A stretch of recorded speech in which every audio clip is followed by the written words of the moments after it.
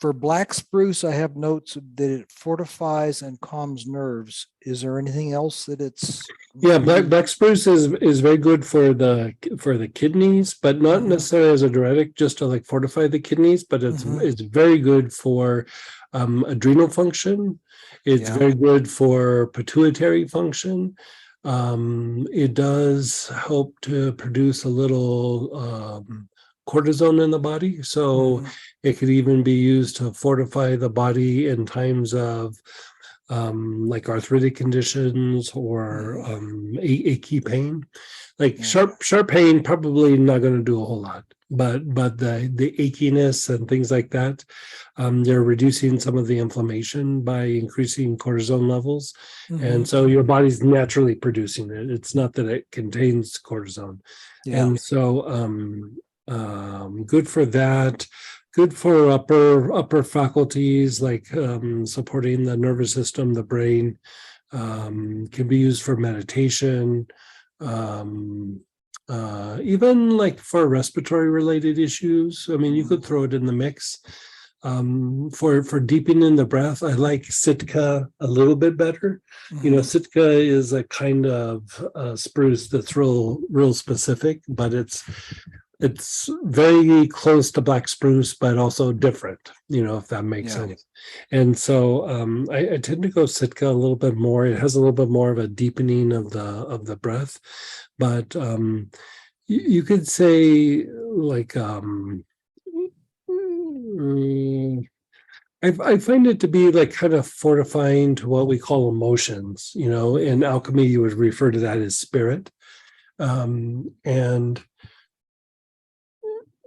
the the thing with spirit is, or I should say the approach with alchemy towards some of those things with like psychological healing is a little bit different than the way we think of psychology, you know, in modern times. You know, they look at it from how these things interact with each other and the things that get produced. And Mhm. so you're trying to, like, almost esoterically, this is going to sound really super weird, but almost esoterically, you could say like what we call the emotions or the emotional body esoterically almost like doesn't exist. Like it's a thing that is the culmination of the interaction between the mind and the body. Mhm. And really, like what we would call emotions is how well or not well we've tempered the physical form.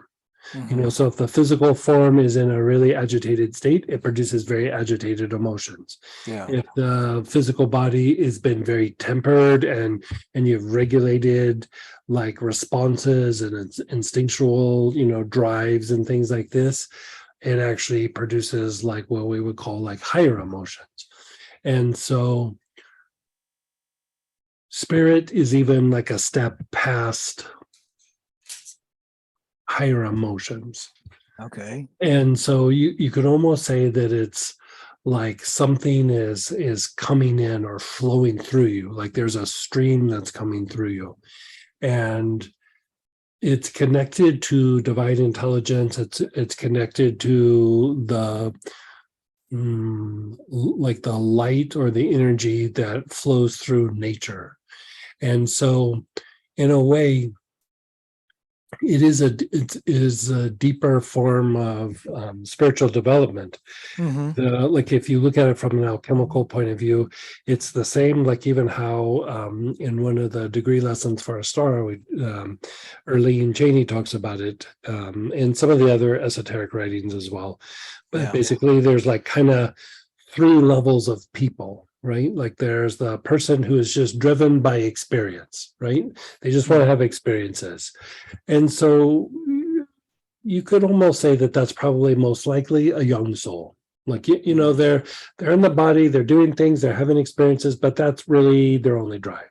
Right. Then in alchemy, you would say the soul aspect is somebody trying to connect to the soul, and the manifestation of that would also be the mastery of the thing, the drive to master things that you do. Like, say you're at work, you're trying to be the best that you can at work, or you're trying to be the best at whatever it is. You're trying to master yourself. You're mastering this science or art, and you're really refining your mental body. So at this point, like, facts and details play a big role in the development of like processing information, and even how we talk about like the everyday mind and the intuitive mind. Even the play of that is something.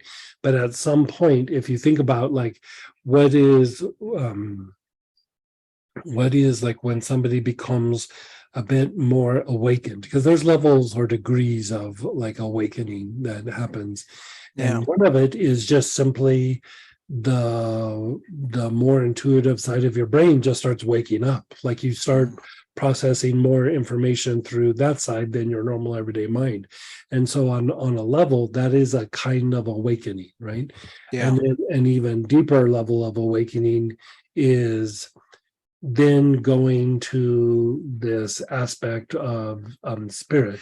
And so if you look at it from a Kabbalistic point of view, the emotional body, or what we are calling the emotional body, is from the heart to the sex chakra. Like, it is not just the heart and the solar plexus, but it's the heart, the solar plexus, the navel, the spleen, the Mingmen, and the sex chakra, right? Because it's tied to a lot of your physiology, right? And so as this becomes more refined, a person, you start having like, you move from lower emotions to like higher emotions. You start thinking of other people before you're thinking of yourself, where lower emotions are very like self-centered or self-oriented, where higher emotions of the heart start to be more about others, right? And then at some point, that starts to move up and starts to activate the crown, and then activate the mental permanent seed, which is what we would call the blue pearl, or how we process information from the higher soul. Right. So part of how we spiritually grow and develop is tied to how well we refine that emotional component so that it moves up to the crown and then activates those centers. But then as that develops, you start changing how the mind processes information, and then eventually that has a greater activating effect on the heart, and then that is when the spirit component comes in. And so like in Buddhism, they have the auspicious symbols, the 8 symbols that are associated with Buddhist teachings or Buddhist practices. And each one of them are symbolized of like a thing that you're to like kind of cultivate and everything. And one of them that doesn't get talked about very much is the parasol. Like, it's basically like an umbrella that protects you from the sun, right? And so this is considered an auspicious symbol in Buddhism. And so, if you think like, why is an umbrella an auspicious symbol? But it is tied to the alchemy of, or the practice of, protecting the emotional body or the spirit from the intellect. And so we have this in modern times, like a lot of times when we refer to psychosomatic issues, right? Which I think is vastly misunderstood, right? It's vastly misunderstood. And so like I don't like to use that term, because people kind of go to something in their head because of what people have written about that over the years, and a lot of it's not accurate. And so it's just whatever your awareness is on, like, this is basically what happens. Whatever your awareness is on, like when you're thinking something, like the forehead physicalizes that into into the form, into the body, into the emotions, things like that. But how it does it, like it just doesn't like blast it through like the arms and the legs and the liver. What it does is it perceives something, and then it starts to physicalize it just simply by moving it down to the ajna. And then the ajna is the master chakra that synchronizes all the other centers. And so whatever you're perceiving, the forehead moves it down to the ajna, and then it manifests in the body. And so, like, even when you're trying to unwind that, like you could say on one level, the psychosomatic issue is the forehead, but actually it's giving instruction to the ajna, or giving the information or the data that then gets physicalized in the body, because your mind, like your body has a big influence on your energy centers, and your mind has a big impact on your energy centers. It's not an either or thing. Like psychosomatic implies that just anything you think physicalizes. So any health issue you have is psychosomatic, or because of the mind. When a lot of times for most people, the body is affecting the mind that then affects the body, right? And so it takes somebody to be relatively developed to like not be impacted by the body, and the mind has to be so developed that it can override the body.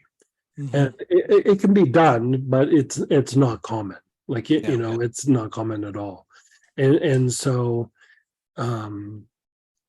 when you're going through and you're unwinding some of these things, this is something that we do in a lot of the classes, is we're not just unwinding the things that are in the energy center or the physiology, but we're trying to change the kind of information that is going from the forehead to the ajna that then is up to the centers. And so, we keep, at first you have to just kind of unwind things, and then you start going down the rabbit hole, so to speak. And so, over the last couple of months, we definitely have been going down the rabbit hole, and I'm not slowing down come January or February. We're going down the rabbit hole way, way more. Like there's definitely some alchemical, it's not necessarily alchemy, but it's like the old school way of treating physical and psychological issues that's very different, even how we approach them in normal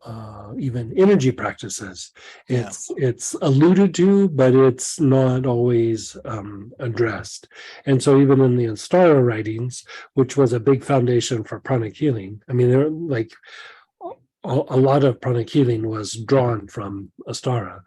And even in that, it's like alluded to, but it's not really like, this is the technique.